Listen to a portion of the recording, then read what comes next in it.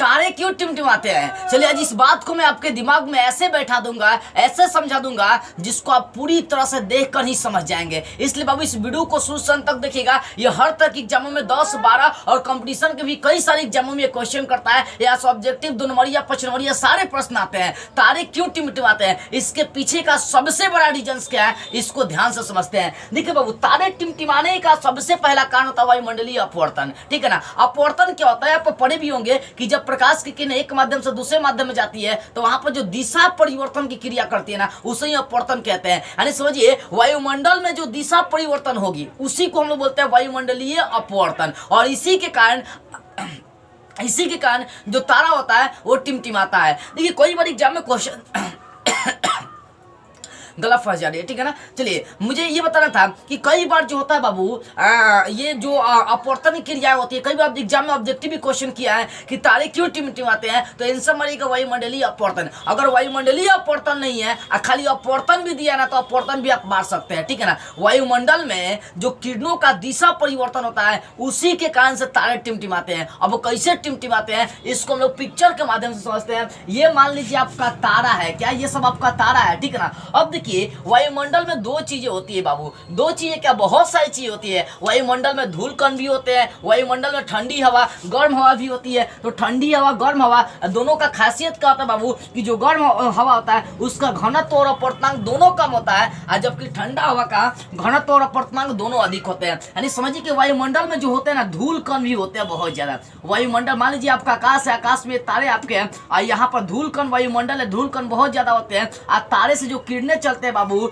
वो क्या होते हैं, उस धूल कण की ओर आकर्षित हो जाते हैं। यानी सीधा सा बात समझिए कि अगर जो धूल कण है, धूल कण का मतलब गर्म हवा ठंड हवा, मान लीजिए हाई गर्म, यहाँ पर गर्म हवा है और यहाँ मान लीजिए ठंडा हवा है।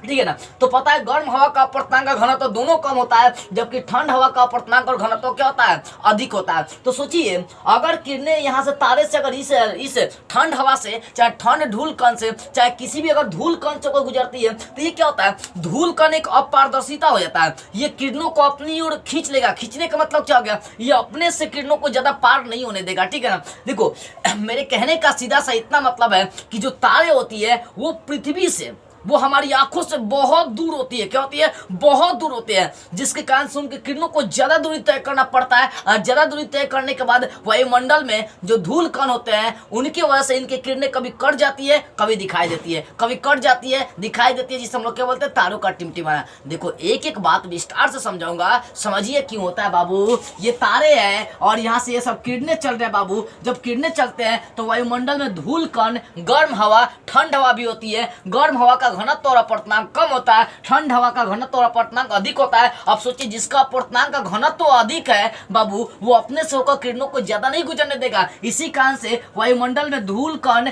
जो होते हैं ना, उनका घनत्व अधिक जिनका होता है, वो किरणों को एकदम पार नहीं करने देते हैं। याद देखिएगा, आज जिनका घनत्व और अपवर्तनांक कम होता है वो किरणों को पूरी तरह से आर पार करने देते हैं। इसी कारण से कभी कल तारा हमें एकदम पूरा दिखाई देगा जिंदगी, और कभी कल क्या करेगा ससुरी, कभी कल का मतलब कभी टिप टिप मतलब कभी आपको कटेगा, कभी नहीं कटेगा। यानी कहने का मतलब कभी टिमटिमाता दिखाई देगा और कभी टिमटिमाता नहीं दिखाई देगा। यानी भूख भाई आपको तारा दिखाई देगा। इसके पीछे का रीजन है कि जो भूख भाई करता हुआ तारा है, भूख भाई मतलब जो टिमटिमाता हुआ तारा है, उसका जो किरण है ना, उसका जो प्रकाश का किरण है, वो क्या हो रहा है कि समझिए कि जिसका अपवर्तनांक अधिक, जिसका घनत्व अधिक है, उसी से गुजर रहा है। इसी कारण से हमें या तो दिखाई दे रहा है और नहीं भी दिखाई दे रहा है। यानी मेरे कहने का सीधा सा मतलब क्या है यह है कि जब तारे से किरणें चलती है तो वहां पर जो धूल कण होते हैं, उन धूल कणों के कारण से जो किरणें होती है कभी काल हमारी आंखों तक पहुंच पाती है और कभी काल नहीं पहुंच पाती है। सोचिए मैंने बताया कि इसका घनत्व और अपवर्तनांक अधिक है और इस धूल कण का घनत्व और अपवर्तनांक कम है, तो यहाँ से किरणें जो आएंगी स्पष्ट हमारी आंखों तक चलेंगी, लेकिन यहाँ से आएंगी तो कभी दिखाई देगा, कभी नहीं दिखाई देगा, कभी किरणें आएगा, कभी नहीं आएगा। तो इसी को तो बोलते हैं तारों का टिमटिमाना। अब एग्जाम में पूछेगा तो कैसे लिखेंगे, और स्पष्ट लिखेंगे कि वायुमंडल में धूल कण मौजूद होते हैं, वहाँ गर्म तथा ठंडी हवाएं भी बहते रहती है, जिसमें गर्म हवा का घनत्व और अपवर्तनांक कम होता है और ठंडी हवा का घनत्व और अपवर्तनांक अधिक होता है। जब तारे से किरणें चलती है तो जो किरणें होती है अगर वो ठंड हवा से होकर गुजरेंगी तो पूरी तरह से किरण हमारी आंखों तक नहीं पहुंच पाती है। इसी कारण से कभी किरण को हम लोग बोलते हैं कि आ रही है, कभी किरण नहीं आ रही है और हमें लगता है कि तारे टिमटिमा रहे हैं। मेरे कहने का सीधा सा क्या मतलब है, एक बार और समझो। जब तारों से किरणें चलती है, जब तारों से किरणें चलती है बाबू, देखो ध्यान से, जब तारों से किरणें चलती है तो या तो हमें वो स्पष्ट दिखाई देंगी, नहीं तो भुकभुकाते दिखाई देंगी। तो स्पष्ट दिखाई दे रहा है, इसका मतलब कि धूल कण का घनत्व और अपर्तनांक कम है। अगर स्पष्ट नहीं दिखाई दे रहा है, भूख भाई कर रहा है, इसका मतलब कि जिस माध्यम से होकर गुजर रहा है उसका अपर्तनांक और घनत्व अधिक है। यानी लिखिएगा कि वायुमंडल में बहुत सारे धूल कण होते हैं जिसमें किसी का घनत्व और अपर्तनांक अधिक भी होता है और किसी किसी का कम भी होता है। जब तारों से किरणें चलती है तो वहां से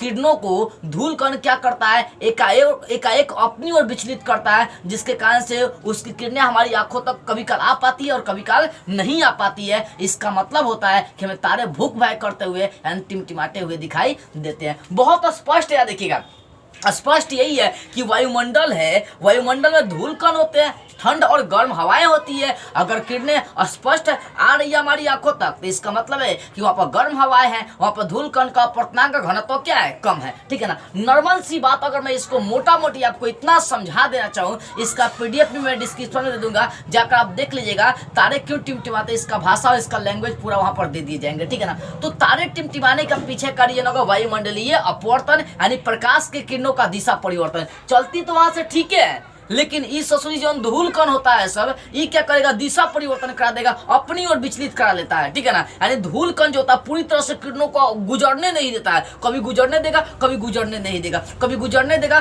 कभी नहीं गुजरने देगा। ठीक है ना, देखो तो यहाँ पर कहने का सीधा सा मतलब है कि जब तारों से किरणें चलती है तो धूल कण क्या करते हैं बाबू, उस किरणों को अपने से होकर कभी जाने देते हैं और कभी नहीं जाने देते हैं। इसी को हम लोग बोलते हैं तारों का टिमटिमाना। तो एग्जाम में स्पष्ट भाषा में आप लिखिएगा कि वायुमंडलीय अपवर्तन कारण तारे टिमटिमाते हैं। ठीक है ना, और वायुमंडल में धूल कण भी मौजूद होते हैं, वहां पर गर्म हवाएं ठंड हवाएं भी मौजूद होती है, जिसके कारण से जब तारों से किरणें चलती है तो धूल कण से होकर उन्हें गुजरना पड़ता है, और वो धूल कण कभी काल किरणों को जाने देते हैं कभी काल नहीं जाने देते हैं, जिसके कारण से हमारी आंखों तक पूर्णतः किरण नहीं पहुंच पाती है और तारा हमें कभी भूख भाई यानी टिमटिमाते हुए दिखाई देता है। यानी स्पष्ट भाषा यही है कि जो धूल कण होते हैं वो अपने से होकर किरण को पूरा आने ही नहीं देते हैं, वो कभी आधा आने देते हैं और कभी नहीं आने देते हैं, मतलब कभी आने देते हैं किरणों को कभी नहीं आने देते हैं, जिसके कारण से हमें तारे कैसे दिखाई देता है, टिमटिमाते हुए दिखाई देते हैं। मुझे विश्वास है कि तारे क्यों टिमटिमाते आपको समझ में आ गई होगी।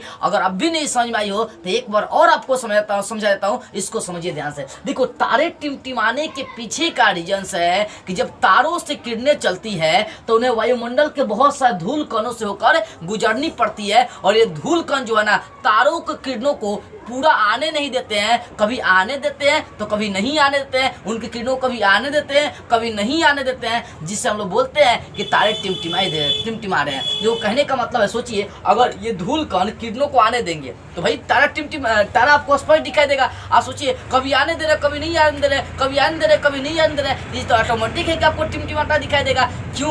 क्योंकि तारे हमें तब दिखाई देंगे जब उनकी किरणें हमारे आंखों तक आएंगे। तो सोचिए एक बार किरणें आया तो देख लिए, उसके बाद किरणें भी नहीं किया क्योंकि ये धूल कण किरणों को आने ही नहीं दिया है। ठीक है ना, तो स्पष्ट भाषा आपका यही तारे टिमटिमाने का पहला कि तारों से जब किरणें चलते हैं तो उनके धूल कणों से किरणों को गुजरना पड़ता है, और ये धूल कण अपने से होकर किरणों को कभी जाने देते हैं और कभी जाने नहीं देते हैं, जिसके कारण से तारे हमें टिमटिमाते हुए दिखाई देते हैं। ठीक है ना, तो वायुमंडल में धूल कण का मतलब हो गया कि इसमें गर्म हवाएं और ठंड हवाएं भी होगी। अगर किरणें गर्म हवा से गुजरती है तो हमें तारे स्पष्ट दिखाई देते हैं, लेकिन अगर ठंड हवा से गुजरती है तो हमें तारे स्पष्ट नहीं दिखाई देते हैं। अब एक और क्वेश्चन करता है कि चंद्रमा और ग्रह ये क्यों नहीं टिमटिमाते हैं, तारे ही क्यों टिमटिमाता है? तो याद रखिए बाबू, पृथ्वी से बहुत दूर ये तारा है, लेकिन चंद्रमा और जो ग्रह है ये पृथ्वी के काफी नजदीक है और साथ में ये विस्तृत है, बहुत बड़ा क्षेत्र में फैला हुआ है, जिसके कारण से ये टिमटिमाता हुआ प्रतीत नहीं होता। तारा नहीं टिमटिमाता है क्योंकि बहुत बड़ा ग्रह है, मतलब एक तरह से बहुत बड़ा ये उपग्रह है, समझिए कि ये बहुत बड़ा विस्तृत क्षेत्र में फैला हुआ है। तो याद रखिएगा चंद्रमा और ग्रह कभी नहीं टिमटिमाएंगे क्योंकि ये बहुत बड़ा है, और ये क्योंकि ये बहुत ज्यादा क्षेत्र में फैला हुआ है और पृथ्वी की ये काफी नजदीक है, इस कारण से ये सब नहीं टिमटिमाते हैं, लेकिन जो आपका तारा होता है ये टिमटिमाते हैं। ठीक है ना, तो मुझे विश्वास है कि आपको समझ में आ गई होगी तारे क्यों टिमटिमाते हैं। ठीक है, उसके बाद यदि आप इंपॉर्टेंट प्रश्नों का नोट लेना चाहते हैं तो स्क्रीन पर मेरा व्हाट्सअप नंबर है, यहाँ से संपर्क कर सकते हैं, लेकिन ध्यान इस बात का है कि आपको कॉल नहीं करना बल्कि व्हाट्सअप पर मैसेज करना है। जय हिंद।